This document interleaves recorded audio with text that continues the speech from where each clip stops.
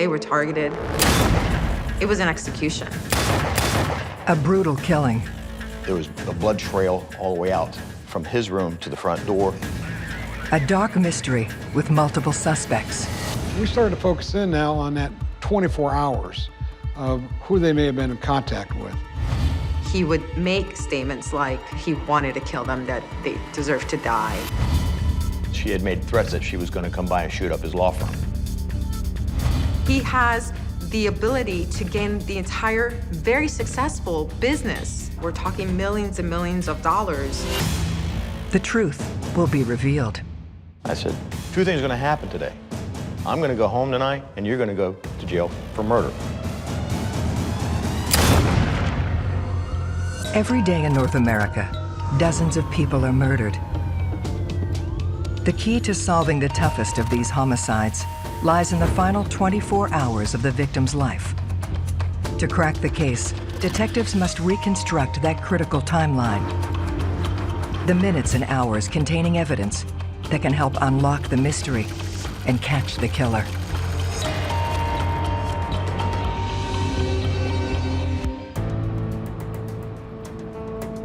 Coral Gables, a haven of wealth and luxury nestled a few miles south of Miami. It's beautiful. I mean, Coral Gables is considered, I think they call it like the little Venice of South Florida because of its waterways.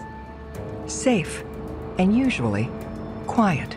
In the city of Coral Gables, murders are very few and far between. But in August 2004, that peace is violently shattered.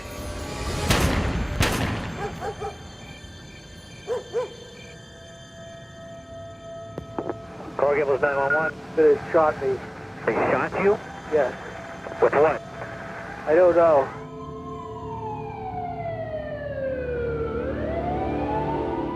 When uniformed officers from the Coral Gables Police Department arrived on the scene, they were met at the door by John Sutton. He's bleeding from the head. They see wounds to his hands and possibly the shoulder. They ask him what's going on. He says, I'm not sure, I've been shot. And they ask him if there's anyone else inside the house. And he says, yes, his wife. Inside, police discover a bloodbath. We found a major blood scene in the southeast bedroom, which was where John was. There was a blood trail all the way out from his room to the front door. We located Susan Sutton in the southwest bedroom in bed where she was shot and she was obviously deceased. John had been shot multiple times in the face. He was in pretty bad shape. He had to be transported immediately to the hospital.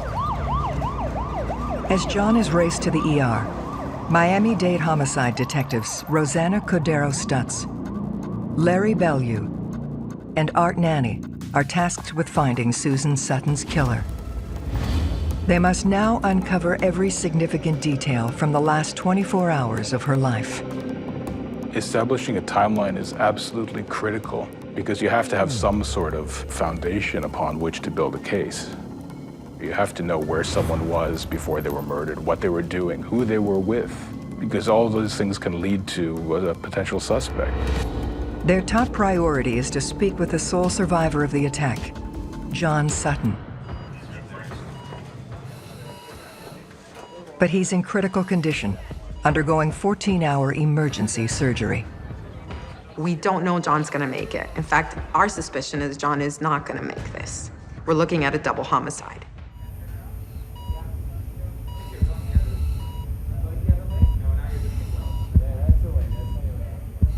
I was doing bad.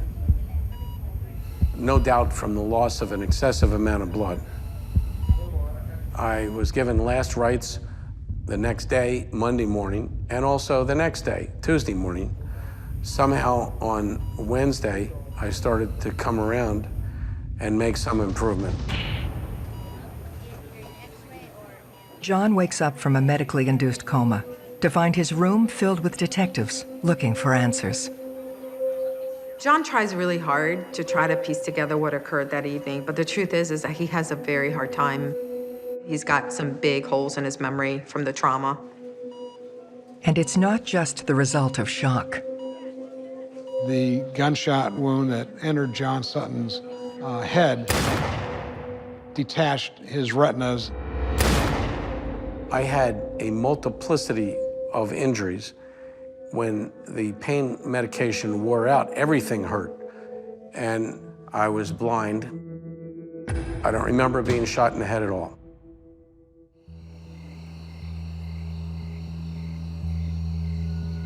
The details about that night come slowly and in fragments. We slept in separate rooms as a result of my snoring. At about 10 o'clock, maybe a little bit before 10, Susan went into the bedroom. I went to the bathroom. While I was going to the bathroom, I heard a big bang. I had no idea what it was, but if it had been something serious, I expected that Susan would have called out or said, "Help me," or something happened. I went to the bed. I sat on the bed. In comes a man with a black hat, black shirt, black pants, and the firing started.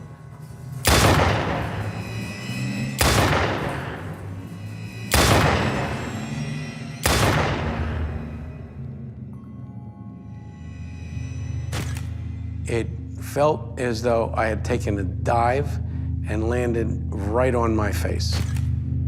And I was confused, didn't know what was going on. Despite his best efforts, John gives police almost nothing to go on. It was safe to say that he did not know the person who shot him. He really had no description of the person at all. And having drifted in and out of consciousness for days, it's only now that detectives are able to tell John the fate of his wife. The reaction was, I basically lost all emotional ability to recognize what had happened, what was happening, and what would happen. I just was out of it. I still feel guilty that I didn't go to the funeral. John's loss is compounded by the mystery of who killed his wife and why. From an investigative point of view, you have to consider who was their intended target. Was it that they were after John and Susan was just collateral damage? Was it someone who was angry with Susan and John happened to be home at the time? A clue from the crime scene offers a potential motive. The responding officer advised that there was a point of entry of a sliding glass door opposite of where the victims were shot. We considered the possibility that what occurred was actually a robbery, home invasion gone wrong. But other details don't support this idea. Susan had jewelry everywhere, expensive jewelry.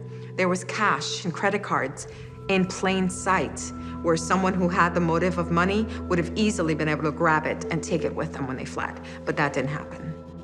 Whoever came in went across the entire house, literally from one end of the residence to the exact opposite end, as far as you could go, shot both people, and then turned around and fled. For the detectives, there's only one other option left. There was a lot of bullet trauma to Susan Sutton, which meant that a lot of anger was directed towards her. It was an execution. They were targeted. They were going to kill John and Susan Sutton. Their only hope of finding Susan's killer now rests with the timeline.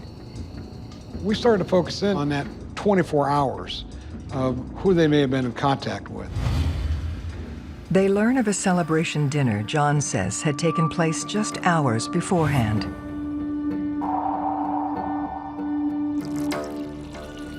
Susan cooked for her own birthday party, and some southwestern salad, as I recall. The people that were there was her husband, John Sutton, her son, Christopher Sutton, Christopher Sutton's girlfriend, Juliet Driscoll, and Teddy Montato.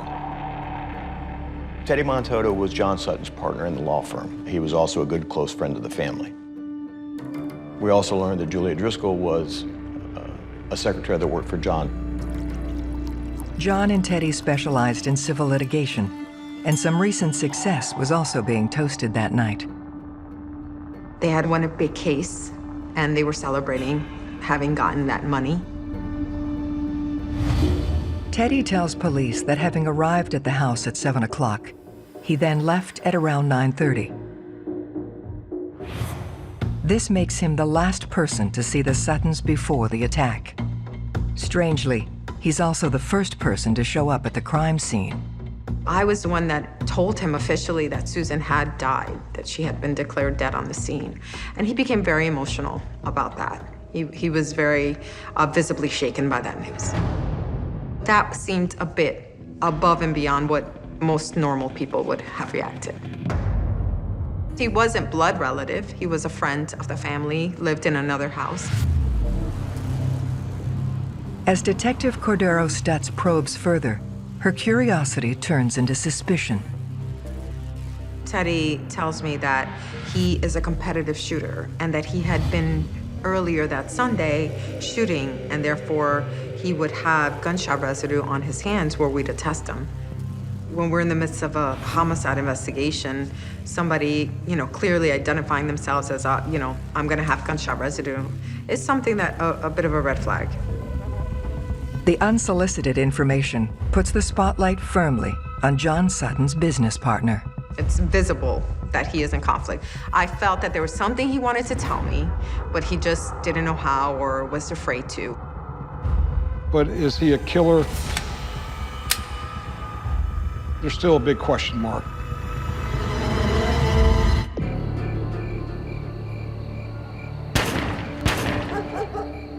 Teddy Montoto's admission of handling a gun only hours before the shooting of John and Susan Sutton has detectives questioning whether he was responsible for the attack. There are many reasons why Teddy could have been a very plausible suspect in this shooting. He has the ability to gain the entire, very successful business from the death of his partner. In some murder cases, money becomes the motive for the murder. How it plays out in the sense of who promised money, who paid money, all of that is semantics to me. Money is a great motivator. Money makes people kill. Detective Cordero Stutz presses Teddy further, but his answers only deepen the mystery. He told me that he had been on the phone with Susan, and he heard what he described as a loud bang and maybe even a gunshot, and that then the phone went dead. But then he kept calling back and wasn't able to get a hold of anyone. And eventually he decided that the best course was to actually drive back to the house to make sure they were okay. And when he gets there, the police are on the scene and have it taped off, and he's unable to actually go up to the house. Detectives hone in on why Teddy is on the phone with the wife of his business partner so late at night. It just didn't add up. He just left a party, and if they were going to have conversations pertaining to business and all stuff, you'd think it would have happened during that time frame. We've got to find out now why he was this important to Susan Sutton to be having a conversation at that time of the night. Teddy was strongly affected by what had happened to Susan. He's extremely nervous, and I had a very strong feeling that he wasn't being forthcoming. Investigations are a percentage of fact-finding, but it's also a percentage of your own personal experience and what other people call their gut feeling. All of these bits and pieces that kind of rub you the wrong way, they're not enough, obviously, in regards to making an arrest or anything like that, but it's definitely something that makes you dig deeper. So I discussed it with the lead investigator, and we talked about the possibilities of asking him to submit to a lie detector test. Polygraph examinations are extremely helpful. In certain circumstances, it is to send messages to the person, number one, that you're having interviewed. You don't believe them. We don't know what the person is lying about, but we know they're lying. Teddy agrees to the test and then fails. Specifically, he fails in regards to the relationship between himself and Susan. Despite this, Teddy continues to protest his innocence, so Cordero Stutz turns her focus to the physical evidence. When Teddy Montoto responds to the police station to take his polygraph, he admits to us that he's now brought his weapon with him. It was a 9mm, which was consistent with the casings on the scene. And we impounded it and tested it to see if, in fact, this was the murder weapon. While the detectives await the ballistics result, they begin to question others they can place on the victim's 24-hour timeline. In any investigation, you want to interview anybody who has knowledge about what happened just prior to the incident, if you can. So just reconstructing what happened that night altogether was very important.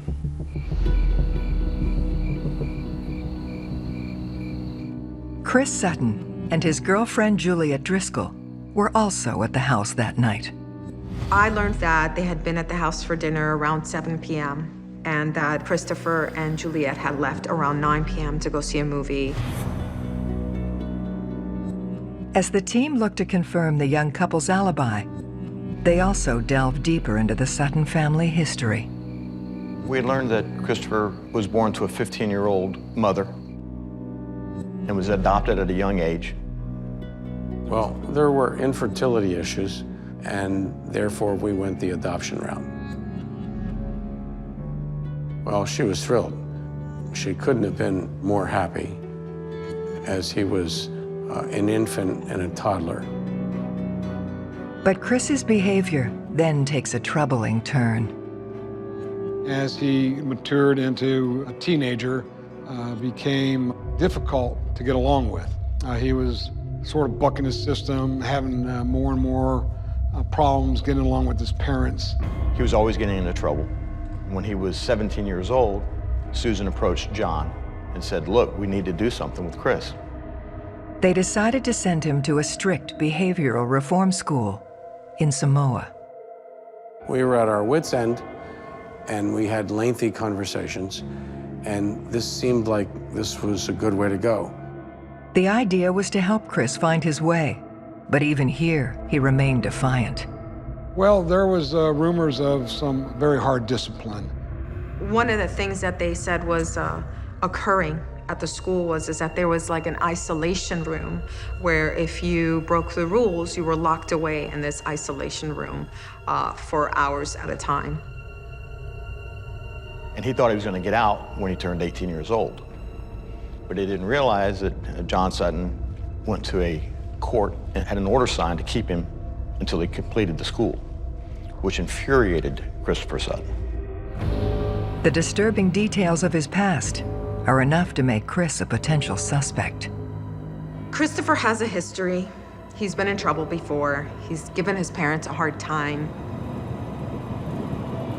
But the night of the incident, he's not there. According to Chris, they arrived at the theater at 9:30 p.m. They then sat down to watch the film at 10 o'clock, and it ended a few hours later. Juliet confirms that she and Christopher had gone to the movies and that they had then afterwards gone home and gone to bed. Once we found out what movie theater they'd gone to in the time, we were able to get the CCTV footage of the two of them leaving the movies, which was sometime around midnight. The couple's alibi is rock solid. So the detectives delve further into the Suttons' final day. This leads them to John's thriving legal business. I got up early and went to the office at about 9:30, checked my mail, reviewed some cases. Some of the closest friends that we spoke to said that John was the type of lawyer that would take on any case. He wouldn't shy away from a case where other lawyers would. When I say that he won a case and it was a big payout, we're talking millions and millions of dollars. In the time period, June, July, and August, we had resolved several substantial personal injury cases. The total gross of all of these settlements was nearly $4 million. And in fact, Thursday, which would have been August 19, before the incident, one of those checks came in for $1,350,000, and Susan asked Christopher to take it to the bank. It was a business that could have easily created enemies. And in fact, it did. One of the cases John settled was a $100,000 case, I believe, against a woman. She had made threats against John that she was going to come by and shoot up his law firm. She had a tremendous grudge. I was the worst thing that there could have been. She filed complaints with the Florida bar against me. She wanted me dead. She hated me. Police are now considering the possibility that a vengeful killer stalked and shot John Sutton and his wife over a lawsuit. If someone is attacked and the first thing you do is run their name, and there's already been someone documented that they have been threatening to cause them harm, of course you're going to take that seriously. As they probe deeper into the death threat, the detectives uncover a disturbing piece of information. One of the things that we learned is that a neighbor said that they heard a boat crank up sometime around 10:30 and take off behind John Sutton's house at a high rate of speed. The Sutton home backed up to a very large canal, and that particular witness said that around that time she had observed this boat speeding away. And we learned later that she owned that type of boat. So one of the things we had to do was to verify where the boat was at the time of the murder. One of the detectives was tasked with finding that information out, and they were able to obtain video footage of her boat docked at the time of the murder in her slip. It just did not fit that this boat may have been used to gain access to the Sutton property. But as an investigative lead, we have to do the interview and make sure, or either rule her out or keep her in the investigation. We spoke to her. We didn't have any belief that she did that.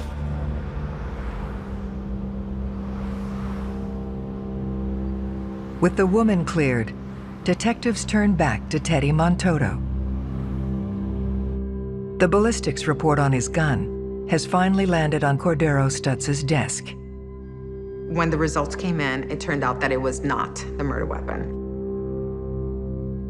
But Teddy's not off the hook yet. We are able to rule out that that's the weapon that was used in the murder, but that doesn't mean that it couldn't have been another 9mm. So she presses him on what he's hiding. Once we confronted Teddy with the fact that he had failed the polygraph, he quickly admitted to us that the reason why he failed it was because he and Susan were involved in a romantic relationship and had been for several years. The confession offers up a whole new motive for the attack.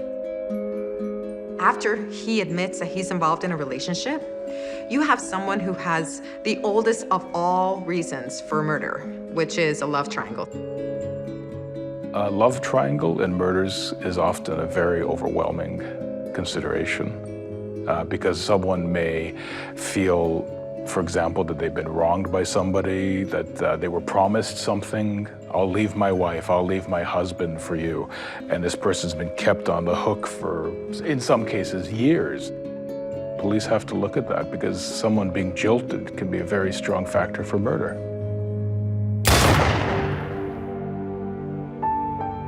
Teddy says that the reason why he lied originally was because he wanted to protect Susan's honor. At this point, she is now dead. Nothing's gonna change that. And if he could have kept from her family, her children, and her husband that she was having an extramarital affair, then that was something he was gonna try to do. Teddy claimed that he was at home at the time of the shooting, that he was on the telephone with Susan. Using the phone records, we were able at that time to verify that he was in fact speaking to her from his residence, which was a couple of miles away from the scene of the crime. Teddy's ultimately ruled out as a suspect. But the admission devastates his friend and colleague. I felt that I had been betrayed. I felt that I had been tricked. I felt that I had been deceived left and right. And it was just one more problem on top of the stack of problems. The suspect list is now down to 0, frustrating John beyond measure. I was quite a difficult victim because I kept asking, where are the police reports? I want the police reports. What's going on? Who's doing what? What's the investigation? And they were not forthcoming. So it has to be a totality when it comes to a homicide investigation. It's not just finding the person who committed the crime. It's saying, this person may have done it for A, B, C, and D reasons, but they didn't. It is a lot of work, but you absolutely have to be thorough. Weeks into the investigation, that diligence pays off when the detectives notice something unusual. I was assigned a task of collecting the phone numbers from the Suttons, John and Susan, Chris Sutton, Julia Driscoll, Teddy Montano. What stands out are the records belonging to Christopher Sutton. It turned out there had been a pattern of phone calls for several weeks, up to leading to the night of the shooting. 162 times from July 19th through August 23rd. The last of those calls comes close to midnight on the night of the murder, and it's a moment captured on camera.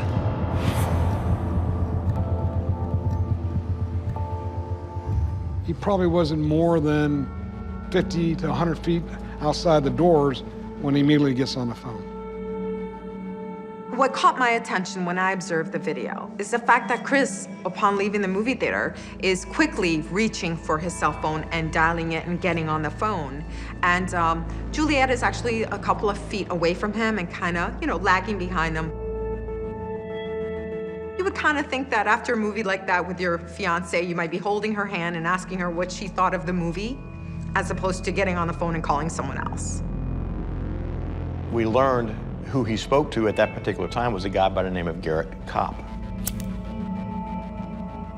He was young, somewhere between 19 and 20.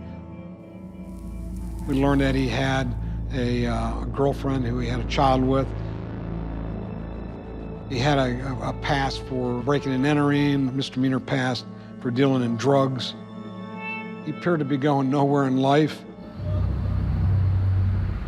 Kopp seems like a petty criminal, until they discover a detail about his most recent run-in with police. We learned that he had been arrested by Homestead Police Department the day after the murder. Homestead is probably 18 to 20 miles south of the city of Coral Gables. And at that point, Art and I were, wow. As an investigator, I don't believe in coincidences. Certainly in homicide investigations, there's no such thing as coincidence. There's a reason why things happen. So I called down to the Homestead Police Department. I asked him, I said, please tell me it was some type of assault. He says it was. I said, please tell me a gun was involved. He says, well, there was a gun involved. I said, please tell me it's a Glock. He says, it was a Glock, 9mm. I said, now please tell me you have that weapon. He goes, I do. Detective Larry Bellieu's gut tells him he may have located the murder weapon that killed Susan Sutton. At that point, we retrieved that weapon from Homestead, and that weapon was submitted to our firearms examiner, who matched that weapon with the projectile evidence removed from Susan and from the crime scene, and learned that it was the gun used to kill Susan Sutton and shoot John Sutton. Garrett Kopp now becomes bigger than life in our investigation, and now we've got to start figuring out what's going on with Garrett Kopp. Despite this game-changing discovery, Bellieu is in no hurry to drag Kopp in for questioning. We do know that we have the weapon. We have Garrett Kopp, who supposedly had the weapon, but we still wanted to build the case. If we brought Garrett Kopp in, he says, look, I got that weapon from a friend of mine. That's all he has to say, basically. We still don't know that he did it. So during this time, we're still building our investigation by talking with other people. And the first person on their list is Christopher Sutton. I was instructed to do just a routine interview. While talking to Chris about Garrett Kopp, he only identified him as a business associate. When asked, what do you mean by business associate, he said he had Garrett Kopp to his parents' house to do some oddball jobs. He didn't elaborate on what those oddball jobs were, except for one particular item, which was after the murder of the mother and the shooting of the father, that he had Garrett Kopp over to remove the carpet from the master bedroom where John Sutton was shot. But when Kopp's name is floated to others, a very different picture emerges. My assignment at that time was John. I'm able to interview John after he returns home from the hospital while he's recuperating. John said that Garrett and Christopher were very good friends, that they spent a lot of time together, they hung out together. Garrett had been in the house before, yes. Probably a few times. I was aware that Garrett had dropped out of school. I was aware that Christopher hung out with him. I believed that Garrett wasn't working and was somewhat of a deadbeat. And this wasn't something that was a good relationship that Christopher was having. I was suspicious of Christopher doing drugs. However, I had nothing to prove it. As police dig deeper, John's suspicions are confirmed. We had learned that the two of them were talking about dealing in drugs, and in fact, Chris would give Garrett Kopp drugs to sell so he'd have some money in his pocket. This introduces a whole new theory about the crime. Garrett had been to the house. He had worked some odd jobs, so he knew the layout of the house. So as an investigator, ultimately, you have to consider what gain or benefit Garrett had. If it was Garrett who decided that, you know what, I know they've got stuff there to get money, or I know there's drugs there, I'm gonna go get the drugs. We have to consider the possibility that maybe Garrett Kopp did this all on his own.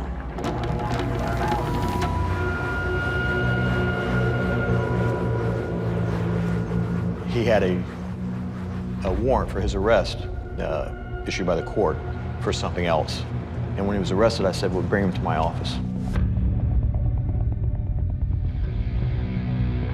And that's when we started interviewing him about the murder. For the record, state your name. It's Garrett Kopp. Well, during this whole interview, I'm gaining information that I'm going to be able to attack Garrett on. Interviewing is an art, it's not a science. Again, it's experience. But when you interview someone, you're looking for a number of tells, if you think of poker for a minute, tells in a poker game. A really good interview can pick it off while he's conducting the interview. Garrett tells me that the gun that they retrieved that night was not his weapon, that it was somebody else's, which I kind of thought he was going to tell me anyway. Sometimes when people are starting to cover up, they all start telling little white lies, which, you know, in the end, the more little white lies you tell, eventually you're going to get tripped up. Well, one of the things I asked Garrett was how close he was with Christopher. How long have you known Chris Sutton? About 6, 7 years. How did you meet Christopher Sutton? I lived in his neighborhood, Where was that at? Sunset Club, And where's that located? Sunset and 72nd Avenue. And I said, do you speak with him on a daily basis? He says, no, not at all. Which we knew to be a lie because we had the phone records. He said he was with his girlfriend that particular night. His girlfriend was out waiting in the lobby. And I said, well, I'm going to be speaking with her right after I get done with you. He knew that he had been put in a corner, and now he's been caught in several lies. And at that point, finally, 3 or 4 or 5 hours later, he gave it up and said, look, he did do this. And I said, well, why? Why did you do this? Was John Sutton or Susan Sutton ever angry at you? Did they ever mistreat you? Did they ever do anything to hurt you? And he said, no. And that's when he revealed it. He said, Chris wanted me to do it, and he told me that if he wasn't gonna do it, Christopher was gonna kill him and his baby boy.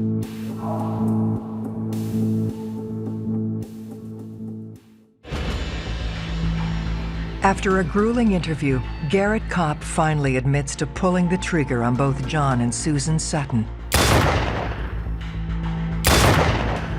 Why did you shoot Christopher's parents? Because my life was in Chris's hands.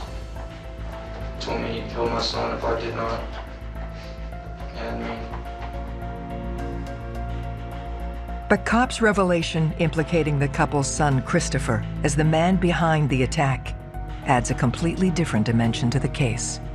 So I know that Garrett Kopp is going to go to jail for first-degree murder. At that point, we have to start trying to build the case against Christopher. Without alerting Chris, they must find another way of confirming Kopp's story. And it had to be Juliet Driscoll, his girlfriend. They were close. They'd been dating for several years. She has to know about this. So we brought her in, and I interviewed her all day. We had to be there 10, 11 hours. And she kept denying. I don't know anything about the murder. Christopher never speaks to me about anything. So I had to find some kind of way to get to her. And I said, you know what? She was close to Susan. And I brought that fact up. I said, Susan was good to you. She was like a mother to you. I can't believe you're just allowing this to happen. That family, the whole family was good to you. They gave you a job. And I saw a tear come out of her eye. And I knew that I had her. And at that point, she began to tell me what she knew about Christopher. Chris hated his parents for sending him to the behavioral school and really wanted to do harm to them. Juliet admits that when he would get very angry, he would make statements like that he wanted to kill them, that they deserved to die. But we still didn't know why, because this was several years prior. What triggered this now? But then we realized Teddy and John had just settled those multi-million-dollar lawsuits, and Christopher knew about it, and Christopher actually put the money in the bank. He wanted the money. It came down to the hatred, and he just wanted their money. So now I had enough to get an arrest warrant for Christopher Sutton. After tracking Chris down, he is brought in to face Detective Bellew. I introduced myself to him. I said, two things are gonna happen today. I'm gonna go home tonight, and you're gonna go to jail for murder. There's not anything stopping that. I said, before you tell me anything though, understand this. I said, I've done my homework.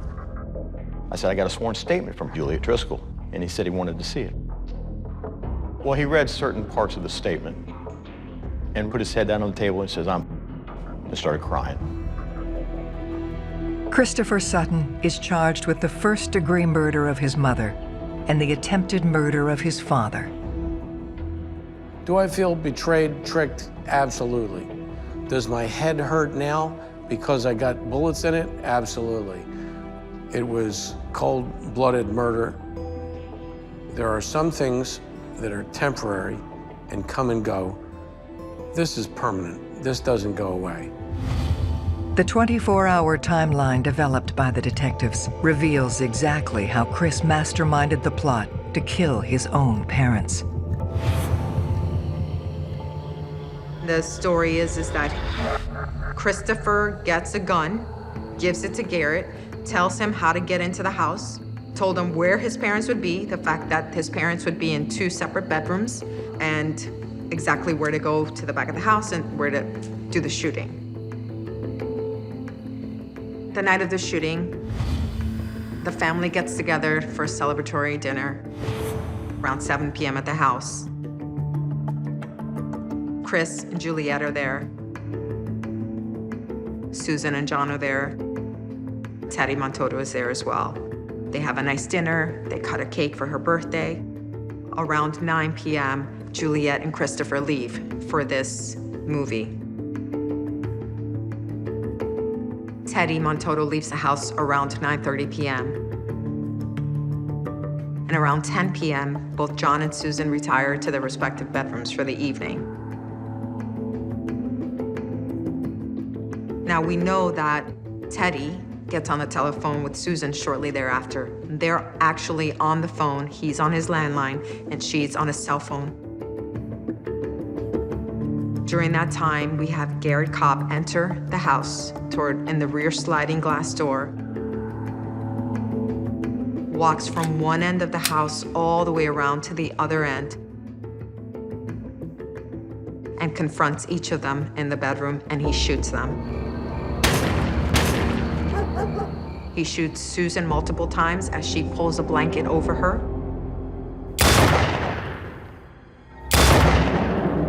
He shoots John multiple times, striking him up to twice in the face. He leaves John for dead, and he has in fact killed Susan right there on the scene.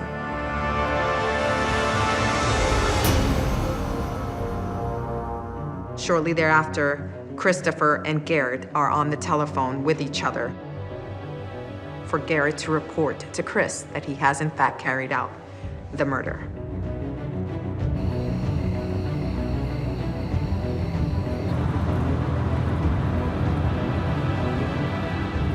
The timeline it's very important. I think that any reasonable person can look at that timeline and understand how it went from point A to point Z. We had done our homework. We had turned over every stone and was able to present all these facts beyond a reasonable doubt to this jury on why Chris Sutton was involved in his parents' murder. In exchange for his testimony, Garrett Kopp receives a sentence of 30 years. Christopher Sutton never admits to his involvement. He is sentenced to life. There's no doubt in my mind that Christopher orchestrated this for his own means. He saw that he had a great chance for a free ride and to do whatever he wanted whenever he wanted to do it. I have not spoken to him since the trial. He needs to be secured and not ever considered for parole. At this point, I have to look forward, not backward. And therefore, I compartmentalize it. I put it in the background. I know it's there. I bring it up too often. Of course, you always question, what else could I have done? What else could I have done? There's nothing else I could have done. Christopher Sutton had been looking for someone to kill his parents for years, and he found that someone in Garrett Kopp.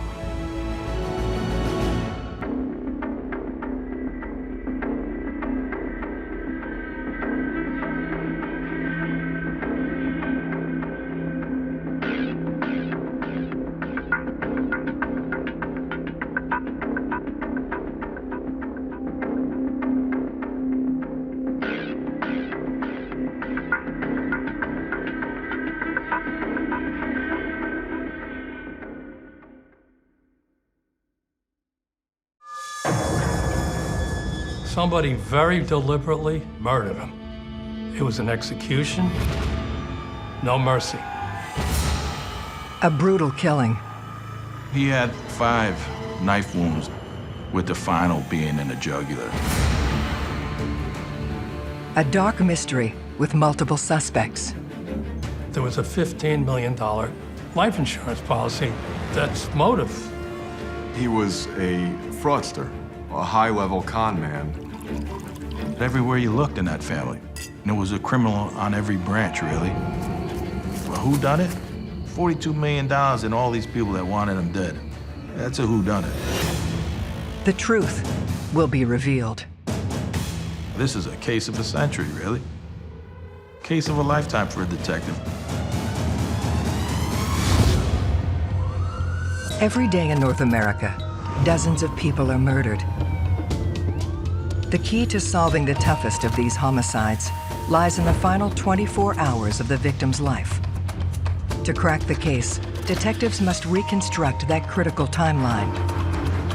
The minutes and hours containing evidence that can help unlock the mystery and catch the killer.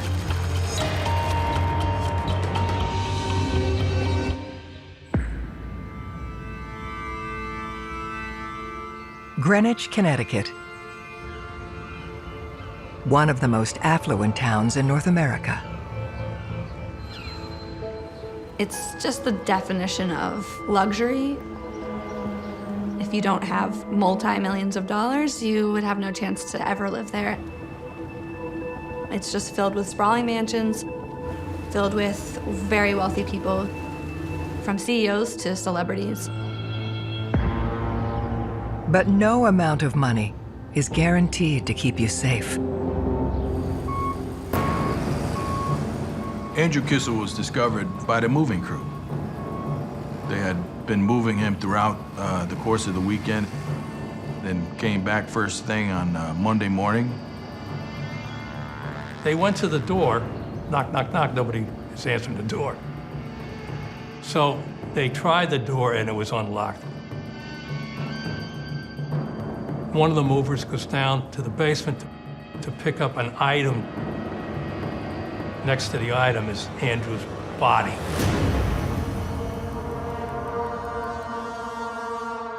He is shocked. He goes upstairs, he tells the other guys. They called their boss, and their boss said, call 911. You heard it come over the radio, and I said, hey, Pierre, run that address. And he runs the address. And I just remember him giving me a look like this was going to be a very interesting case. Andrew Kissel was very successful in real estate. He was living a very lavish lifestyle. He rented a huge backcountry mansion in Greenwich. He was going out on yachts. There were parties. Beautiful life, beautiful house, wife, children, success, money. He enjoyed the high life. He enjoyed being the big guy on a block, showing everybody a good time. Greenwich PD homicide detectives Terry McHugh, Pasquale Iorfino, and Pierangelo Corticelli arrive at the scene.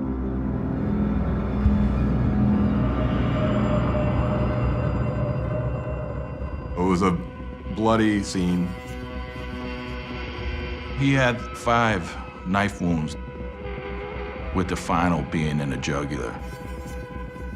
You imagine sticking a knife in somebody? That's a terrible thing to do. Monsters do this stuff. He was also found bound and gagged. No mercy. Now, you know he was yelling. Had to be. Had to be, right?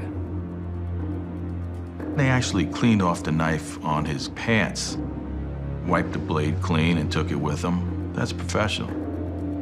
That's a pretty good hitman. Your experience tells you that, number one, it wasn't a random crime. It was an execution, very personal. There's no question about that. To solve his murder, detectives need to uncover every significant detail of Andrew Kissel's last 24 hours, starting with his time of death. You can tell by the position of the body and the way the blood is, and you can get an idea about how long it had been like that. And with the assistance of the medical examiner, they're able to pinpoint it to a degree. We know Sunday is the day Andrew Kissel was killed. He was probably killed in the evening. They begin to build a picture of what happened. There was no break-ins to the home. It wasn't forcibly entered. He obviously let the murderer in the house. First 3 questions out of my head was, why was he home alone? How long was he home alone? And who knew he was home alone? We have to interview all of the people that are closest to Andrew and ask the basic information of the timeline of where they were leading up to the events of Andrew being found.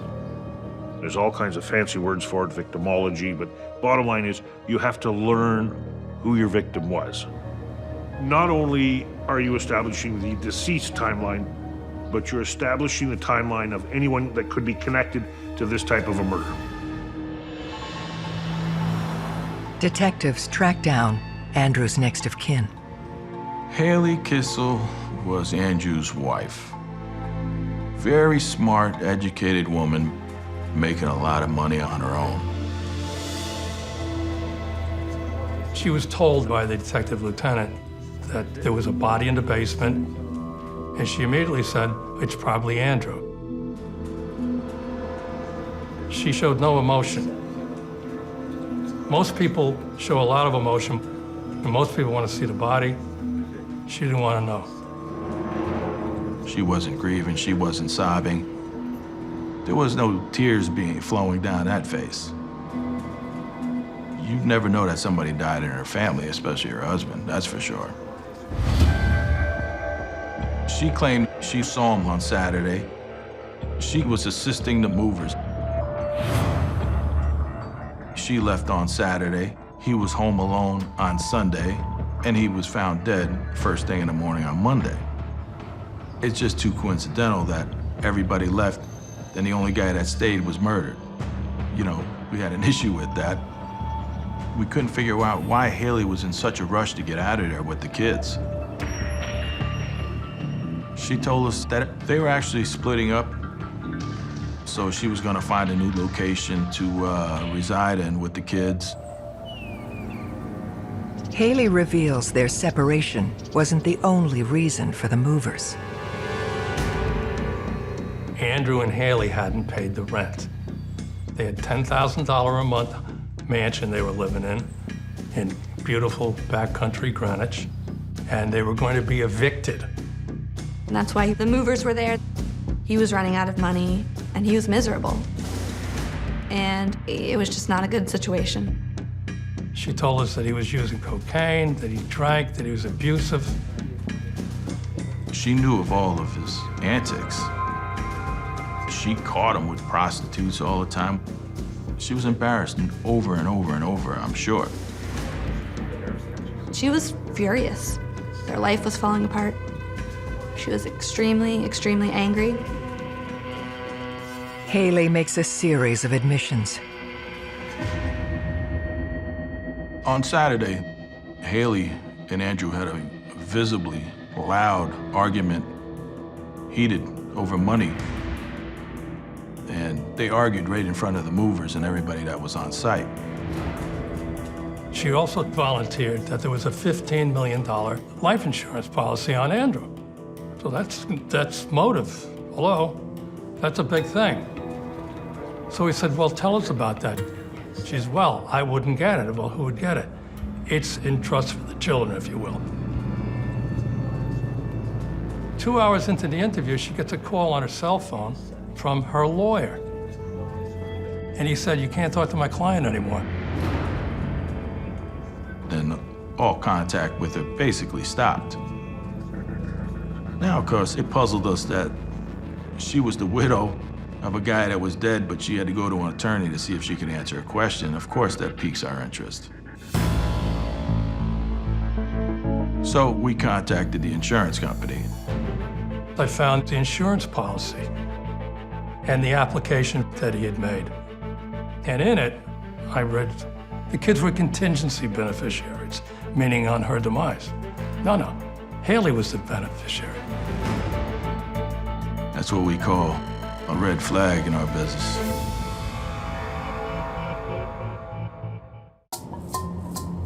Andrew Kissel's wife, Haley, has landed squarely in detective sights as a person of interest in his murder. She obviously had some tough times with Andrew, and any woman would. He was having a grand old life at her expense, really. For the investigators, the case bears eerie parallels to another death in Andrew's family. To make it even more bizarre, his brother had been killed a few years earlier. One day, he came home. His wife gave him a strawberry milkshake laced with sedatives, knocked him unconscious, basically, and she bludgeoned him to death, and then had his body rolled up in a carpet and put it in a storage unit. That was a big story. And then you come with Andrew's story, right? Now you got two brothers in the same family being murdered. I think the world wanted to know if Haley was directly involved. The truth lies with Haley's timeline. Haley Kissel was with friends down the road, actually. The family confirmed that she was there all day. She had a solid alibi on the day of Andrew's death. We were able to trace every place she was, and she didn't leave. You know, she was not present at that murder. The focus shifts away from Haley and onto her dead husband's finances. Andrew Kissel had been investigated by the FBI for a large mortgage fraud scheme. We found out he had this real estate development company, which took legitimate properties, millions of dollars each, just to buy the property. He would take out a multi-million-dollar mortgage, and he would submit fraudulent paperwork saying that had been paid back, when in fact it hadn't. He now goes back to the bank, and he borrows another $3 or $4 million on the same property. He did it 9 times. This was one of several schemes the investigation uncovered. There was a number of properties over in New Jersey, and he had gathered a number of investors, including members of his family, to invest money in this buying of this number of buildings. He sold them, but he didn't tell anybody, and he kept the money. He was supposed to be paying dividends to the investors, but was actually taking money from them. I remember Pat describing Andrew as a mini Madoff. It was $42 million in money pilfered along the way. He was great at thievery. But eventually, somebody discovered the forged documents, his crimes unraveled, and he had been caught by the FBI. He was charged with a number of federal crimes. April 6th, he was supposed to go to federal court and be sentenced. He was facing 8 to 10 years. If there's a number of suspects because that person has defrauded a large amount of people, definitely it opens up the suspect pool considerably. And police have to start eliminating one by one. Well, who done it? $42 million and all these people that wanted him dead. That's a whodunit. We obtained the whole victim list from the FBI, and it was quite a long list. Anybody we thought lost money, could have lost money, Andrew had a negative relationship with, anything of that nature, you name it, we interviewed him. Of the big dollar individuals that lost the greatest amount of money were all mortgage companies and insurance companies, which are all insured. And the other people, most of them we found out were rather elderly, well-to-do people. They're not gonna kill him. Haley's parents were on that victim list as well. You're talking about sweet people, nice people. Just because they had money and they were ripped off, they're gonna come after you in civil court, but they don't pick up knives and go after the guy that stole their money. The investigation does yield an important fact, shared by all of Andrew's victims. Even with all the millions of dollars that he stole off of these people, we found out that really nobody knew he was home alone. So now, it really limited the search for suspects to somebody in a closer circle. They focus in on individuals familiar with Andrew's whereabouts around the time of the murder.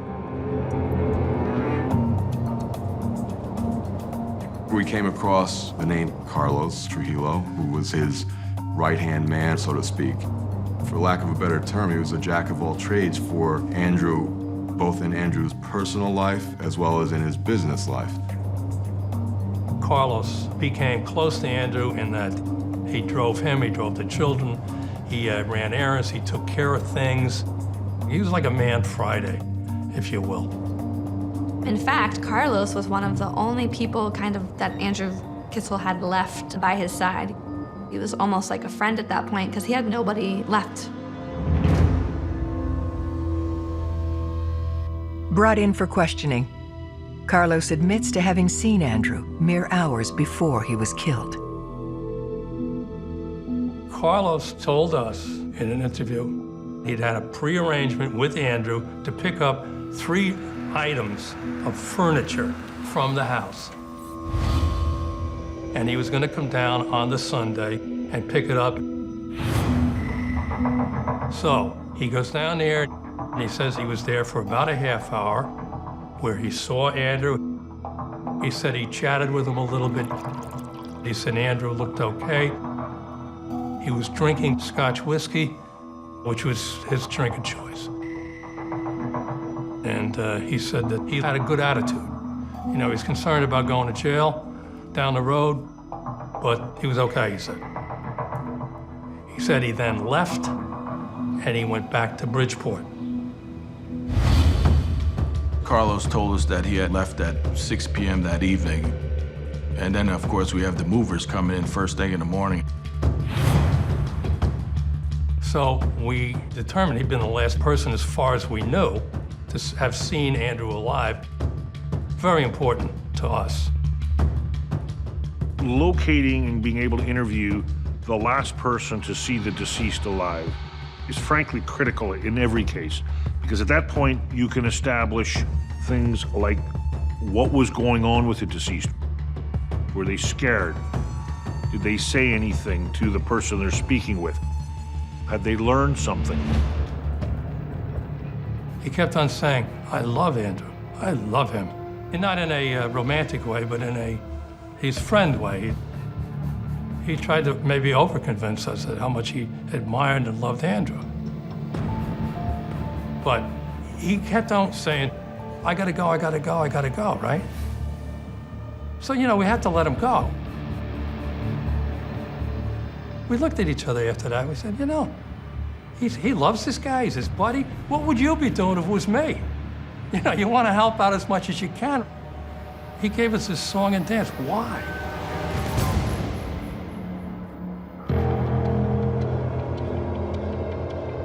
We kept digging, and we came to find out that Andrew treated Carlos just like a gopher. There was a report of Andrew calling Carlos on his day off, saying, I need you to come down here right away. So he leaves his family and drives all the way 30, 40 minutes down to Greenwich. And the only thing that Andrew wanted was for him to go out and get him some fast food. So it was that kind of disregard for Carlos, which didn't really fit well with Carlos's description of having a great relationship with Andrew and him being like a father figure. Very strange, so a lot of things just weren't adding up with him. It didn't make any sense. That's a problem. Carlos Trujillo's quick exit from his interview with detectives leaves them with more questions than answers. So a week later, we had him in for a second interview. And in this one, he gives us this tremendously detailed story. He said he went back to Bridgeport, but not right away. He left after seeing Andrew at 6 o'clock. He leaves and he goes down to Queens. He said how he went to a bar, hung out with a lot of people, and danced the night away. He says, oh, the place was mobbed. And what else did you do there? I had a couple of beers, and I left. Carlos Trujillo told investigators that he drove home in the late hours of Sunday morning, around 1 a.m. He said he stopped at a restaurant, then brought home food for his girlfriend. So that gave him an alibi, not placing him at the crime scene at the time of Andrew's death. His house and his vehicle were searched, and we didn't find anything that was pertinent. His behavior going to Queens and coming back, it's not something that raised very big red flags from our point of view. Because of the direction he took, detectives have a way to check Trujillo's story. The Easy Pass is a system where there's a monitor in your car that you pay for. And what it does, it lets you go through a fast toll lane without stopping to give the toll person any money. What it does, and it registers your car as it goes through, and sometimes takes a picture, depending on the toll booth. We were able to subpoena those records. So we were able to verify that he was, in fact, going over the Bronx-Whitestone Bridge, as he indicated. However, there was no corresponding return trip on the Easy Pass. So we questioned him about where he was, and he said, well, he couldn't find his Easy Pass. It was somewhere in the car, and that he had to go over a cash lane. We wanted to make sure that we understood the time frame on his whereabouts from leaving that house to Queens, back to Bridgeport. I mean, we wanted to make sure we were thorough. This is a case of a century, really. Case of a lifetime for a detective. Determining the truth requires one of the team to sift through hours of CCTV footage. Oh, Lord, Pierre was the rookie. Hey, that's what rookies do, all the grunt work, right? At the time, it was still old-fashioned VHS videotape. It wasn't digital video. So I had a milk crate full of videotapes from the MTA police in their little viewing room. He must have had some serious vision problems looking at those cameras nonstop. As Detective Corticelli continues his search, the team discovers another potential suspect, Eric Boxerman. So he was Andrew's friend, but he was also the man who worked with Andrew in the building business. He's a real estate financier. He is on the social circuit in town. If you open up Greenwich magazine, you'll see him at, all of the events throughout town. When questioned, Boxerman is forthcoming about the events of that day. He cooperated, didn't hire an attorney. At 11 a.m. on Sunday morning, he came to the house and observed that Andrew Kissel was drunk at the house by himself. He told investigators Andrew Kissel was laying on a couch and basically incapacitated, which tells you the state of mind of Andrew Kissel. He is asked to explain his whereabouts during the window in which Andrew was killed. He said he was home that night, which is right around the corner. We asked him, did he see anybody? Did he talk to anybody? He said he saw a lady walking a dog, and that was it. So, okay. So that was a question mark in our minds. Anybody who has contact with the deceased the day the person died is going to be a suspect, because you are immediately a person who has the opportunity to kill him. Unable to verify Boxerman's alibi, detectives dig into his relationship with the Kissels. We came to find out that his relationship with Haley was more than just a friendship. While Andrew was slipping out the front door, here's this guy slipping in the back door. If you're a person who saw the deceased just before he died, and you're having an affair with the deceased's wife, you're going to be the #1 suspect. It's a volatile situation. If there's a love triangle, you just don't know how you're going to react. And you might react by crying, but you might react by committing a murder. As more light is shed on their illicit romance, a bizarre rumor surfaces. It hits the news that Andrew killed himself because he wanted to be a great guy and give his kids this $15 million in life insurance. The media speculated at the time that it was potentially a suicide for hire.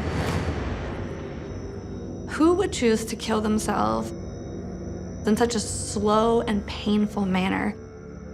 To be stabbed by a knife multiple times, in your basement, bound up. There are other ways to do it. From a victimology point of view, everything that we knew about Andrew was all about Andrew. He was a classic narcissist. That whole idea was just crazy to us. What was interesting was News 12 was the first, I believe, to float this story based on an unconfirmed source to their tip line. Pat and Terry were able to track down the telephone number from this unconfirmed source. The number is a cell phone tied to Eric Boxerman. So was he floating that idea as a way to shield or protect Haley based on his relationship with her? Were there other motives? We didn't know. So now we got very interested in him.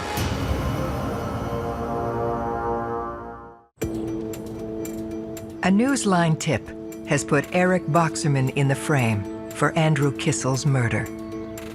It was just very, very odd that his cell phone would be connected to this story of Andrew, arranging his own homicide. Detectives weigh what Boxerman had to benefit against what he had to lose.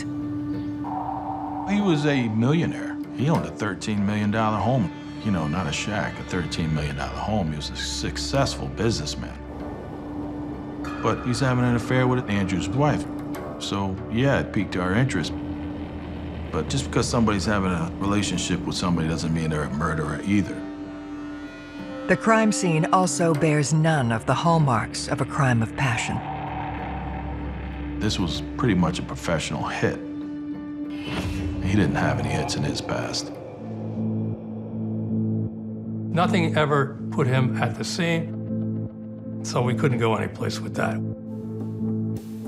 Nothing else came back to him as that type of person that would actually kill somebody. But he put a spin on the case, and, it puzzled us.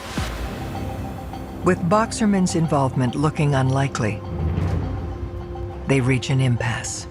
We worked hard on it, we talked to all those people, and it ended up, I couldn't go anyplace. Just couldn't go. Well, the case goes stale. Terry had retired. My time came up. I talked about it with Pat. I said, I'm ready to go.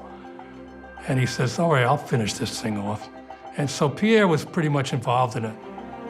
He got my badge, which was nice, because it kind of carries it on, By that point, we had executed probably over 25 or 30 search warrants. You can't be sitting in the office waiting for luck to come to you. We tried everything. We went everywhere. We never saw our families, and we were always on the move. At one point, we joked that if we put our other halves in photo arrays, we probably wouldn't be able to pick them out, because we hadn't seen them in so long that we'd spend more time with each other than anybody else.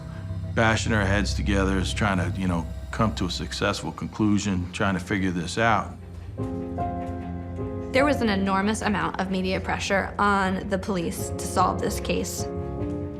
I know Andrew Kissel's father, frustrated with the progress on the investigation in the first few months, wrote an email to the detectives and called them the Keystone Cops, which I think really, insulted them because they were working tirelessly on this case. So Pat had that email blown up and pinned on his bulletin board, I remember. And that was one of those things that was driving him to show the father that we had not given up and we were still going to go at this as best we could and solve the case.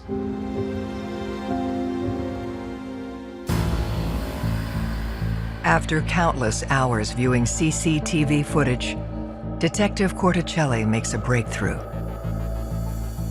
He called me and said, I got him. I'm like, are you kidding me? And then he showed me the picture. It was like unbelievable, clear as could be, Carlos Trujillo coming through the cash lane. That system down there took one of the best pictures you'd ever want to take. It was amazing. God, he looked terrific. So Carlos comes back across the bridge toward Connecticut. It was much sooner than he had initially admitted. Right before the time in question when Andrew was killed, detectives now have proof that Carlos lied about his alibi. for that reason, we looked over everything again with fresh eyes. I remember sitting in the FBI's White Plains office with Pat and going into their evidence room where they had the evidence from Andrew's case. I believe it was 25 or 26 banker boxes full of documents that we went through with a fine-tooth comb. It didn't seem like Carlos Trujillo really had any reason why he would want to see Andrew Kissel dead. But investigators began to realize that Carlos was not just his driver, but was involved in some of Andrew Kissel's business deals, money changing hands, part of this mortgage fraud scheme. And then you had his own brother, George Trujillo, that had power of attorney on many of the properties that were illegally sold. He was right involved with that. You had Carlos's girlfriend, Stella Tafur. Stella Tafur was Andrew Kissel's accountant for all the frauds. So she was directly tied in the whole case. It was like the entire Trujillo family tree, and it was a criminal on every branch, really. Carlos's motive slowly comes into focus. Andrew was going to be pleading guilty, and then he was going to be fully sentenced. But he could have implicated other people.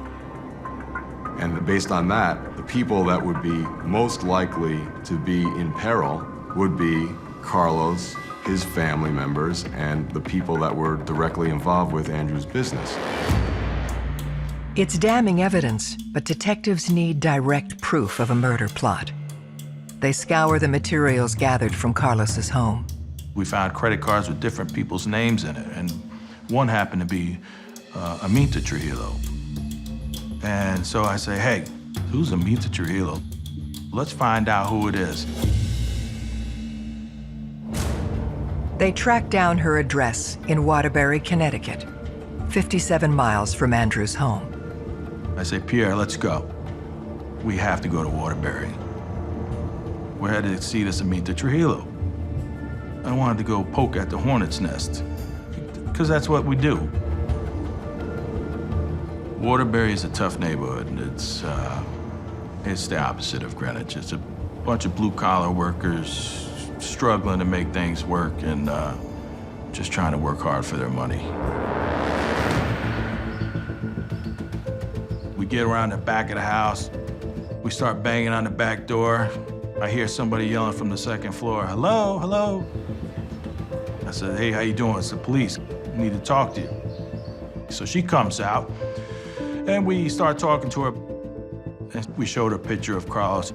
So she says, yeah, that's one of my cousins. Yeah, I know him.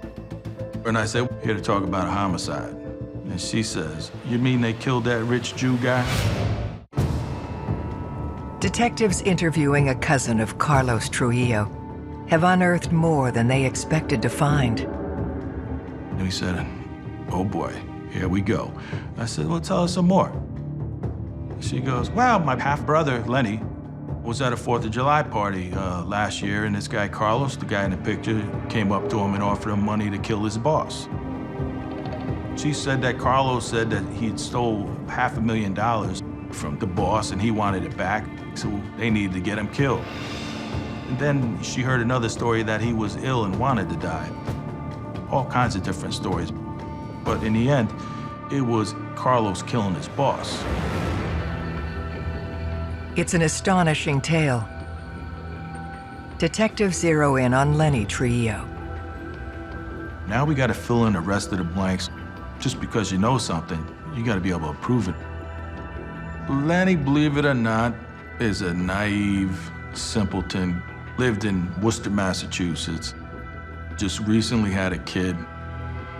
We really need Lenny to tell us everything that happened, that transpired between him and Carlos. So we push him. So Lenny Trujillo said that basically Carlos approached him and said that this guy that he worked for, this rich guy in Greenwich, wanted to die. And he basically was going to hire him to help do it for some cash and a computer. He was surprisingly cooperative. He said that his whole intention was to play Carlos for his money. He was going to take whatever money he could from Carlos, and that would be that. Lenny admits he and Carlos worked long and hard planning the crime. This was 6 months, 8 months in the works. They would meet at parking lots, on rest stops, on highways, and Carlos would give them more money. They continued to plan it and plan it and plan it.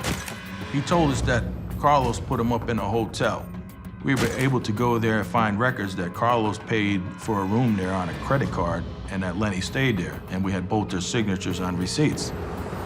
The next morning, they drove down to Greenwich, and he described Greenwich, he described certain stores in Greenwich. This was detailed information that a kid from Worcester, Massachusetts could not have come up with on his own. It's pointing directly to the conspiracy between Lenny and Carlos to commit this murder. And he said the plan was to tie the victim up, bring them down to the basement, and stab them. So by virtue of that, we were able to know immediately that he was telling us, you know, at least in those parts of his story, the truth. Lenny admitted to 90% and wouldn't go to that extra 10% of actually having committed the murder or being there when Andrew was killed. Despite lacking a full confession, it's enough to finally complete the picture of what happened in the hours leading to Andrew Kissel's murder.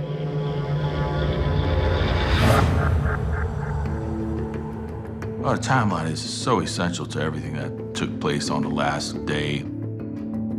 On his one day off on a Sunday, unbeknownst to Andrew, Carlos decides he's gonna drive all the way down to Greenwich just to say hello. He just wants to see how Andrew's doing.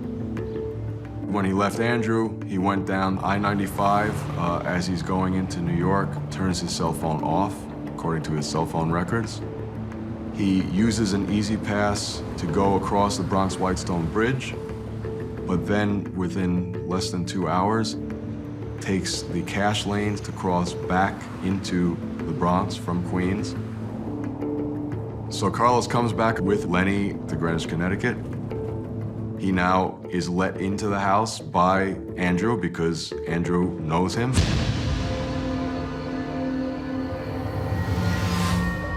They might be having a drink together. They definitely did some coke. Then, one way or the other, they took him downstairs to the basement. They gagged him, and they tied him just like Lenny told us he was gonna do. They put him down on the ground. They made it nice and quiet.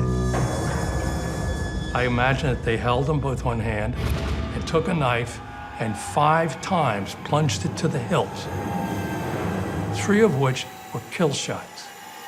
2 in the aorta, 1 in the carotid.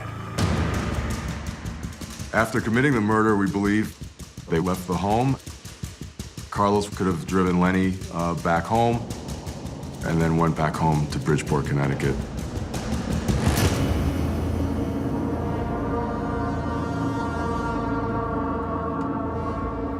Confident in their case, Detectives Iorfino and Corticelli track Carlos down. We found him a couple towns up driving a limo, and we stopped the car. I came walking up with Pierre. Hey, remember me? It's time. You're under arrest for homicide.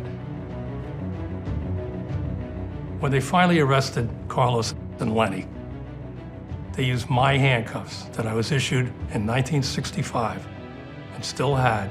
They put my handcuffs on both of those mutts. And they put them on a plaque and they gave them to me. I got it at home. It's fabulous. On April 15th, 2011, Lenny Trujillo is sentenced to 20 years in prison. Carlos Trujillo pleads down, and after serving a sentence of 6 years, he is deported to Colombia. Carlos only had 6 years, and I felt a little slighted by that. But when I realized that he was getting deported, as an immigrant myself, I love the mainland and my homeland, but I never want to go back to live there. I like it right here. So he could never come back here. He got a life sentence. His brother George went back to Colombia. Stella Tafur was Andrew Kissel's accountant. She disappeared. Who knows what happened to Stella? Money was everything to Andrew Kissel. That's how he got himself in this predicament to start with. He stole $42 million, owed a lot of people money, but did he deserve to get stabbed to death like he did? No. In the end, if you do a good police job, it all comes out. And we did a good, thorough job, and we put our hearts into it, and it came out.